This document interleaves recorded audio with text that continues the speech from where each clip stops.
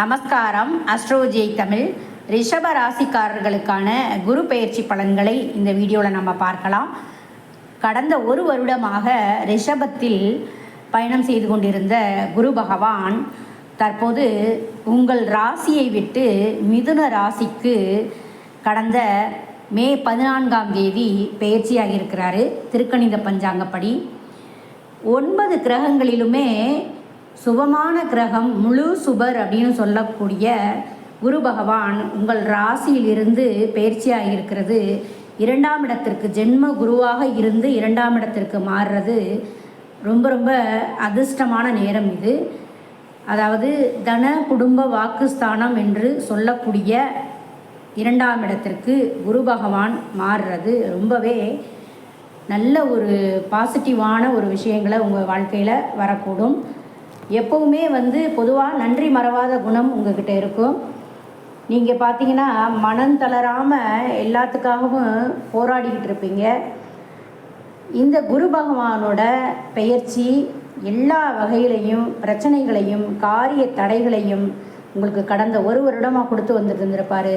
அது எல்லாமே மாறி நிம்மதி பிறக்கும். முதல்ல தடைகள் எல்லாமே விலகும். வீட்டில் சுப நிகழ்ச்சிகள் நடக்கும். உங்களோட ஆரோக்கியம் நல்லாயிருக்கும். பேங்கில் அடமானம் வச்சுருந்த நகைகள் இவைகள்லாம் பத்திரம், வீட்டு பத்திரத்தை கூட அடமானம் வைக்கிற அளவுக்கு போயிருந்திருக்கும். அவை எல்லாமே உங்களுக்கு தற்போது மீட்டு வைப்பீங்க. உங்கள் பேச்சில் ஒரு தெளிவு வரும், பேச்சில் முதிர்ச்சி வரும். அதோட உடன்பிறந்தவங்களோட ஏதாவது பிரச்சனைகள் இருந்தால் அது மாறும்.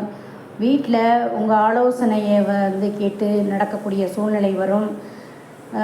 அதாவது நீங்கள் இதுவரைக்கும் இருந்து வந்த அவலநிலை எல்லாமே மாறி ஒரு நல்ல ஒரு பாசிட்டிவான விஷயங்கள் நடக்கக்கூடும். வெளியிலையும் வீட்லேயும் உங்கள் பேச்சுக்கு மதிப்பு கொடுப்பாங்க. பணப்புழக்கம் உங்களுக்கு கையில் நல்லா பணம் புரளும். குடும்பத்தில் மகிழ்ச்சி வரும். கணவன் மனைவி இடையே நல்ல ஒற்றுமை வரும். வியாபாரத்தில் நல்ல ஒரு மாற்றம் வரும். பண வரவு உங்களுக்கு நல்லா இருக்கும். உத்தியோகத்தில் இருக்கிறவங்களுக்கு புதிய பொறுப்புகள் வரும். உங்கள் ராசிக்கு 6ஆம் இடமான துலாம் ராசியை குரு பகவான் பார்வையிடுறதுனால, அதாவது ருண ரோக சத்ருஸ்தானம் அப்படின்னு சொல்லக்கூடிய 6ஆம் இடத்தை குரு பகவான் பார்வையிடுறதுனால உங்களை எதிர்த்தவங்க எல்லாருமே தற்போது விலகி செல்வாங்க. உங்களுக்கு நல்ல ஆளுமை திறன் அதிகமாகும். கடன் பிரச்சனைகள் இதுவரையும் இருந்து வந்தது அப்படின்னா தற்போது அது குறையக்கூடிய சூழ்நிலை வரும். அதே போல் நோய் பாதிப்புகள் உங்களுக்கு இருந்தது அப்படின்னா அதுவும் குறையும். நோய்க்கான இடமான 6ஆம் இடத்தை குரு பார்க்கறதுனால உங்களுக்கு நோய் பாதிப்புகள்லேருந்து குறையக்கூடும். அதே போல் மருத்துவ செலவுகள் போன வருடம் உங்களுக்கு இருந்திருக்கும், அது எல்லாமே குறையும். அதே மாதிரி 8ஆவது வீட்டையும் குரு பார்க்கறதுனால நீங்கள் எதிர்பார்த்த பணம் உங்களுக்கு கிடைக்கும். நீங்கள் எதிர்பாராமல் ஏற்கனவே கொடுத்து வச்சுருந்த பணம் கூட தற்சமயம் உங்களுக்கு வரக்கூடும். நீங்கள் ஒருவேளை வெளிநாடுகளுக்கு பயணம் போகக்கூடிய ஒரு சூழ்நிலை, ஒரு வாய்ப்புகளை நீங்கள் எதிர்பார்த்துருந்தீங்க அப்படின்னா தற்போது அதுக்கெல்லாம் வாய்ப்புகள் உங்களுக்கு கூடி வரும். உங்கள் ராசிக்கு 10ஆவது வீட்டை குரு பகவான் பார்வையிடுறதுனால உங்களுக்கு வேலை தேடுறவங்களுக்கு உங்களுக்கு தகுந்த வேலை கிடைக்கும். வேலை ஏற்கனவே பார்த்துட்ருக்கவங்களுக்கு கௌரவமான பதவிகள் உங்களை தேடி வரும். அதே போல் தொழிலில் உங்களுக்கு அபரிமிதமான நல்ல ஒரு வளர்ச்சி வரக்கூடிய ஒரு நல்ல சூழ்நிலை வரும்.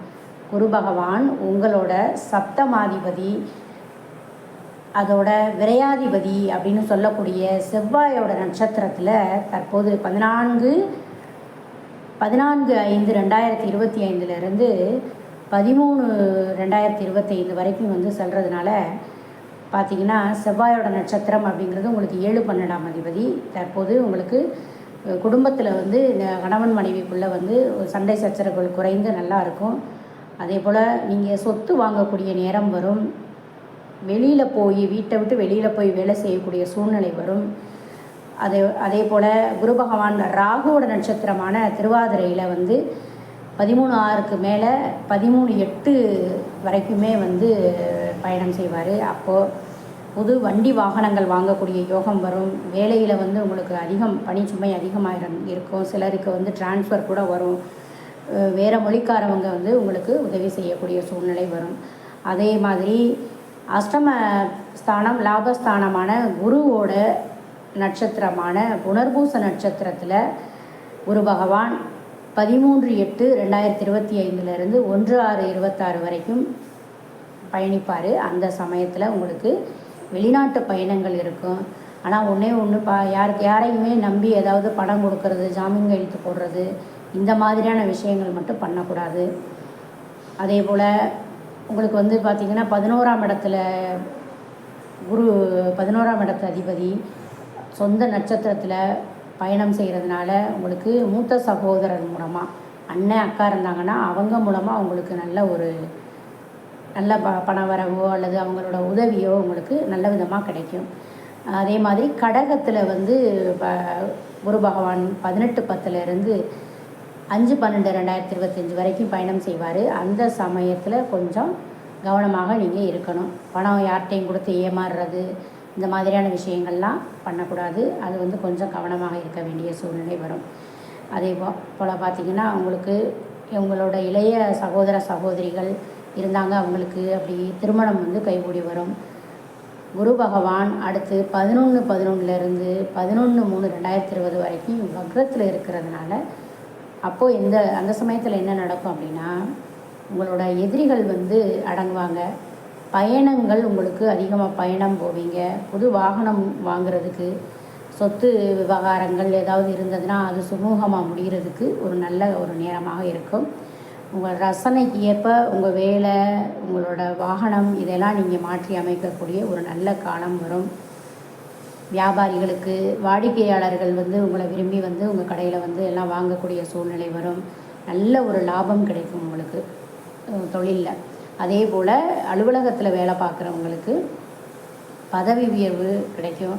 உங்களுக்கு ஏதாவது வழக்குகள் ஏதாவது இருந்தது அப்படின்னா, ஏதாவது பணம் தர வேண்டியது, சம்பளம் வர வேண்டியது வராமல் இருக்குது, இந்த மாதிரிலாம் ஏதாவது விட்டு போயிருந்ததுன்னா தற்சமயம் அந்த பிரச்சனைகள் எல்லாம் நிறைவுபட்டு உங்களுக்கு வந்து பணம் வரக்கூடிய சூழ்நிலை வரும்.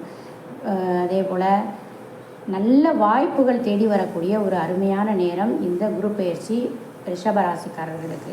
குரு பெயர்ச்சிக்கு மட்டும்தான் பலன் சொல்லியிருக்கிறோம். இப்போ இதே போல் வந்து ராகுவும் உங்களுக்கு 10ஆம் இடத்துல இருக்கிறது வந்து மாறப்போகிறது. இப்போ அது வந்து உங்களுக்கு இன்னும் சிறப்பான பலன்களை தரக்கூடும். தற்போது நீங்கள் என்ன பண்ணணும் அப்படின்னா, தட்சிணாமூர்த்தியை வியாழக்கிழமையில் சென்று வழிபடுறது ரொம்ப ரொம்ப நல்லது. மாற்றுத்திறனாளிகளுக்கு ஏதாவது உங்களுக்கு முடிஞ்ச வகையில் உதவி செய்கிறதும் ரொம்ப ரொம்ப நல்லது. இது வந்து ஒரு அற்புதமான காலகட்டம். முடிந்தவரை நன்றாக முயற்சி செய்து உழைச்சா நீங்கள் கண்டிப்பாக வந்து பெரிய முன்னேற்றத்தை வந்து அடையலாம். அதாவது எங்களுக்கு ரிஷபத்துக்கு வந்து நல்லதாக சொல்லியிருக்காங்க அப்படின்னு உழைக்காமல் இருக்கிறவங்களுக்கு என்றைக்குமே முன்னேற்றம் இருக்காது. உழைப்பவர்களுக்கு முன்னேற்றம் எப்போதும் உண்டு. இது போன்ற நம்ம சேனலை தொடர்ந்து பார்க்குறதுக்கு, இது போன்ற பதிவுகளை தொடர்ந்து பார்க்குறதுக்கு நம்ம சேனலை சப்ஸ்கிரைப் பண்ணிக்கோங்க. உங்கள் நண்பர்கள் மற்றும் உறவினர்களில் ரிஷபராசிக்காரர்கள் யாரோ அவங்களுக்கு இந்த வீடியோவை ஷேர் பண்ணுங்கள். ஏதாவது உங்களுக்கு இது பற்றி கேட்கணும் அப்படின்னா கட்டாயம் கமெண்ட் பண்ணுங்கள். மீண்டும் இன்னும் ஒரு பதிவில் சந்திப்போம். மிக்க நன்றி.